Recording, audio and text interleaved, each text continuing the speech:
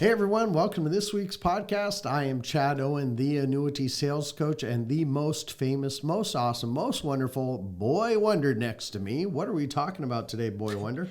We're talking, golly, I feel like if I answer the question that I'm coming into alignment with the nickname and I'm accepting it as a nickname. You are Boy Wonder. Let's get going. Gosh. All right, so we're talking about mindset of an elite producer, and it's one of those things that we talk about pretty frequently in the podcast, and we talk about it in the training platform, but it's so critically important. I mean, it is literally the foundation to the success or lack thereof that you can have in the business. So I want to kind of get an idea from you, Chad. So you're about to tap into my mind. And well, we're going to attempt. Are you sure we can I don't know. this? You got a pretty hard head sometimes. So we may need to break out the jackhammers. Oh, that's so true. But it hurts. But it's true. It's okay. The truth often hurts. It often does. There you go. So start digging. Yeah, that's true. Mindset is kind of one of those things that I think a lot of people have an idea of what it is. But I think that within that, there's a level of subjectivity to it where people can kind of have their own ideas of what mindset is. So before we dive into mindset of an elite producer, walk us through what does mindset, the term mindset, what does that actually consist of for you? Oh, it's a very deep revelation. It's really so earth-shattering. It's what you set your mind on. That's why it's called mindset. Got you. It's honestly what you focus on, what you go after. It's really your focal point. That to me is mindset. It's what do you determine as your absolute? What do you determine as the non-negotiables? Right. You know, that to me is a mindset. They're unshakable. They can't be moved. Mindsets are often well-grounded. Yeah. And unfortunately, it can be good and bad. You can have someone with a bad mindset and you can't change them. You can have someone with a good mindset and you can't change them. And so, that's what it is to me. Sure. Okay. And I guess you can have mindsets in vastly different areas, right? So you can have within the business itself, let's talk about within the annuity business, you've got personal mindsets, things that you think and kind of even declare over yourself, things that you come into agreement with about yourself and who you are. You've got business mindsets, like how you actually think about and perceive what you're doing. You've got client mindsets, like even the way that you think about and towards. So let's break those three down maybe a little bit further. You could go on in that. You have the client mindsets, of course, but you also have the competition mindsets. Sure. Somebody who is strictly variable versus someone who's strictly guaranteed products or risk-free products from market volatility. So, you have multiple sets of people having their own opinions where, man, you've talked to some of those variable people, and it doesn't matter. I remember this time is in 2009, 2010, there were these four people on radio, not on radio. It was on one of the major network television programs on business. And they were doing a call-in. So there's four of them that are doing these call-ins. And this lady called and said, hey, I have an annuity. I've only made 4.5% over the past 10 years, and I'm just kind of bothered by that a little bit. And three of them, they asked, what are you in? And they said annuity, and they started ripping on the annuity. Why an annuity? They have high surrender fees. No, first of all, it was 10 years old, so probably pretty close, if not out of surrender fees. Right.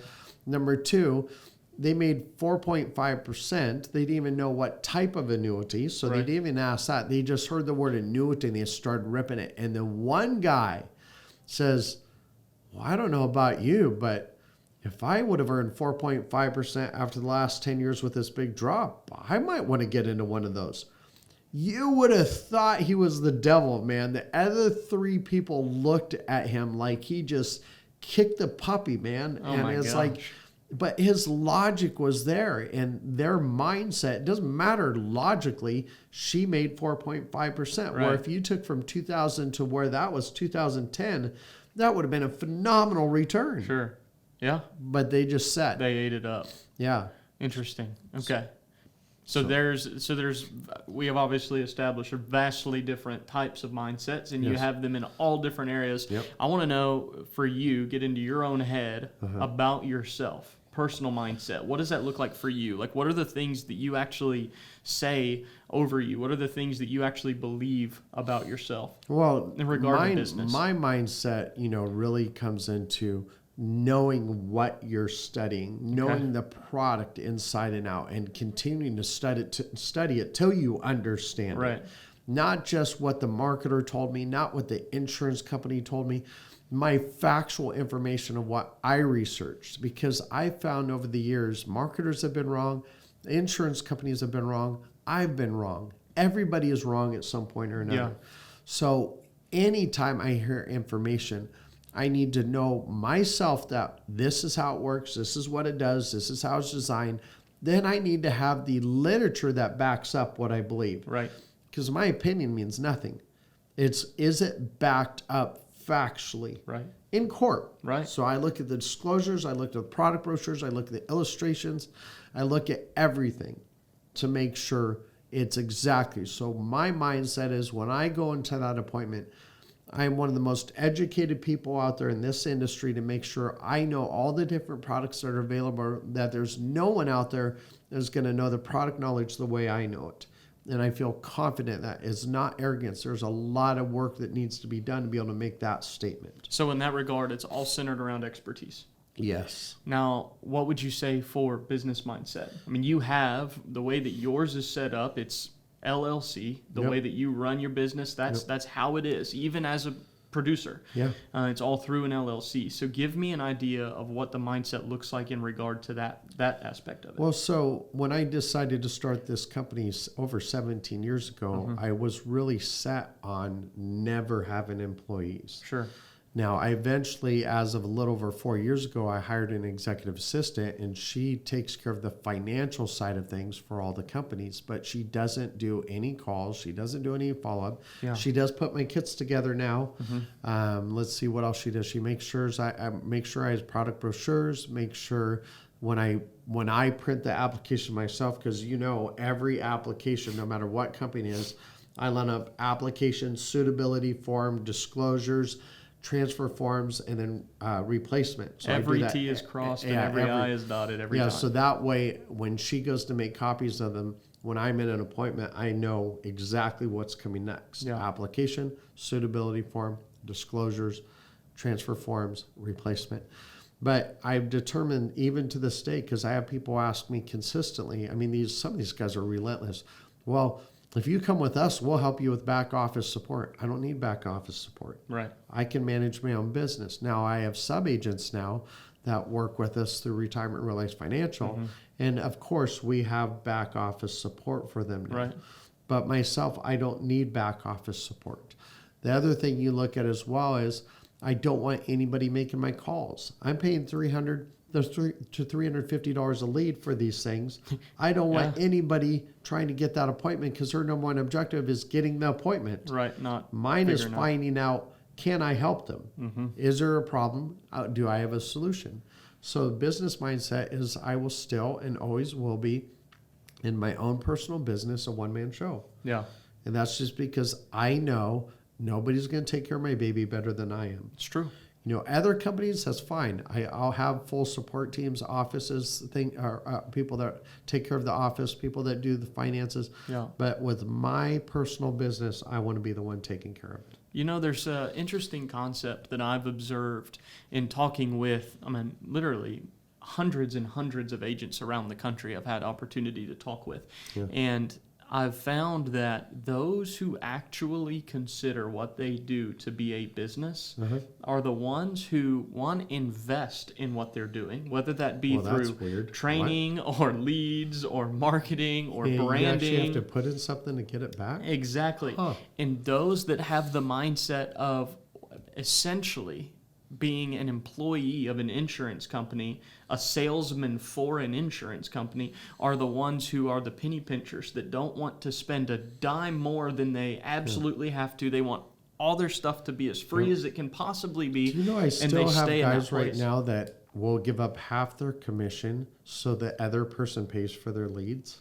And they end up probably, if they're producing well, they pay more for those leads than they would if they bought them themselves. And it just blows me away because I'm going, wait a second, you're still making the other person rich.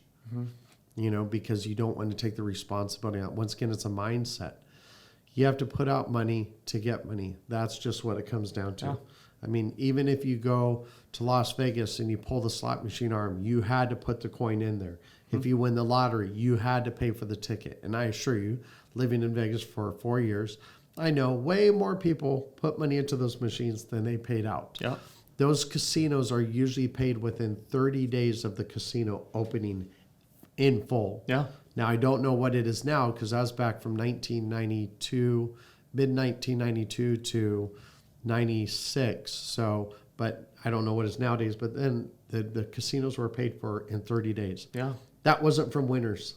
Yeah, it's That's true. from losers. So, yeah, that's a challenge. This brings up an interesting conversation, I think, too. Okay, because you're obviously top-notch, elite producer. I can't think of any individual agent who actually does every bit of their process that writes more business than you on an annual basis. I've never met Everybody, anybody. if I've talked to a single person that's written over what you write each year, they always have a handful of downline agents that are actually running the appointments, then they come in and sign. But you're doing every part of it yourself. That's interesting you say that because they get up in front of these awards things and they're like, well, look at me, look at what I've done. I'm like going, you have an entire team that does, they literally do the fact finding for you. And then you go in there and you might close a little bit of the deal. You're in there for 15, 20 minutes and then they fill out the application. They do the pending, and I'm not knocking that at all. I'm just saying give credit where credit's due. Totally. If you have a team that's working for you, if I was up on that stage, I'd be like, thank you so much for my team. Right. And I even said that when I was in the top 15, and then I just was with a company where I was number 1 out of the entire company. And I said, hey, I got an incredible team that helps me. It's not, when I'm saying team, I'm saying my friends, I'm saying my wife, I'm saying my kids. The supporters. I mean, I would be nowhere without them. Right. The people over the years that poured into me as far as mentors, man, you cannot, nobody, when I say I'm a one-man show, that just means I'm running my own appointments, I'm doing my own follow-up, I'm doing my own pending business, I'm doing my own applications. But that doesn't mean I got me where I am. Sure. I was obedient, I listened, I soaked in information, but there is a plethora of people that have helped me become and do what I'm able to do today. Absolutely. So there's a mindset of humility attached to this as well. Well, if you think you can do this stuff on your own, you will fail. There's always somebody else doing something. There's nobody that does anything on their own other than the decisions they make. That's a good point. That's the only thing you can take credit for is doing on your own is just the decisions you make. Yeah. Did you choose to listen or did you choose not to listen? That's a good point. That's it. Yeah. Well, that actually brings up a pretty good segue into sign up for the business strategy session. Yeah, no kidding. I mean, we're talking about don't try and do everything on your own. Get thoughts and feedback and tips and things from other people. I'm literally next to Chad's office every day of the week. Now, obviously, he's out running appointments a lot, but I literally have the opportunity I have had for years now to observe your process, what you're doing, how you're doing it. And so what that's allowed me to do is open up my desk line to agents to actually call in, set up a strategy session time, and then let's actually have a conversation and break down what you are doing and then what you can be doing to improve what you're doing, if that makes sense. What are the practical steps you can take? Yeah, you definitely want to do that. And actually, I think I'm changing your name. It's not Boy Wonder anymore. It's called My Retirement. Yeah, I'm Chad's Retirement. As long as you do really well, you'll be My Retirement. So this works perfect. I'm going to get a new name in the phone or what? No. Call me. I'm calling My Retirement. There you go. Is it safe and secure? Right. So now I need to get a really large life insurance policy on you. I never want to be worth more to somebody dead than I am alive. Too late. No. I got $5 on you. So. No, man. That's good stuff. Good. Now, I'm sorry. Is it good? Not for me. No. Okay. You said this one time in a meeting, and I want to bring it up. You said, there's a saying, you say, stay in your lane. Yeah. You say, well, my lane's a freeway. Yeah, that drove me nuts because you know what? Stay in your lane. I don't have a lane. I have a freeway, and at any given time, it can go all different directions. What I do need to have is good bus drivers. Yeah. So if I have a lane, that's my lane. So I'm going wherever that lane's taking me. Right. But if I have a freeway with good bus drivers that are taking people where they need to go, I can just give a call to my bus drivers and say, hey, This is what I'd like to do. This is where I'd like you to take him. This is the hazards that are in front of you. Be careful. And then trust my bus drivers to get them. Yeah. I mean, that's what you're a massive bus driver. You're one of the bus drivers that takes retirement, realize where it needs to be. And so that is the important thing. I mean, if you're one of our partners, that whoever owns that organization, they're the bus drivers. Yep. They're going to take you where you need to go, and you need to trust them. You know, that's what it comes down to. I'm not a person that stays in a lane. Yeah. Well, except when I'm driving. Yeah. And then it's still questionable. Until you decide not to stay in that lane Until anymore, and then a see, signal may or may not be used in transition. I will neither confirm nor deny that There statement. may or may not be notification to anybody else around. Come on, man, that if Chad nobody's has been behind me, red why do I trucks need a about. turn signal? If they're like a mile behind me, I don't need a turn signal. Oh, man. Stop tailgating. No, it's You know, true. If you tailgate, then you need a turn signal. Okay. One of the things, I want to leave them with this today, but one of the things I observed in the past couple of weeks and kind of thinking through the difference between motivation and discipline. Okay. And it's really the concept that discipline transcends motivation. Motivation will always make doing the thing easier, okay? But you can't count on motivation to always No. be there. I And was when it's not not, you motivated have to be today to come disciplined. into the office. Yeah? I was not. I mean, we had a crazy electrical storm. I did some work over the weekend, and I'm just like, oh, I don't want to come in today. But you know what? It's the discipline. Yeah. I need to show up. I need to be able to mentor people. I have people that need my help. You know, that's discipline. Honestly, a lot of times is focused on what it's doing for others, Right. where motivation can be, but sometimes people lose motivation quickly when they don't feel like it. It's true.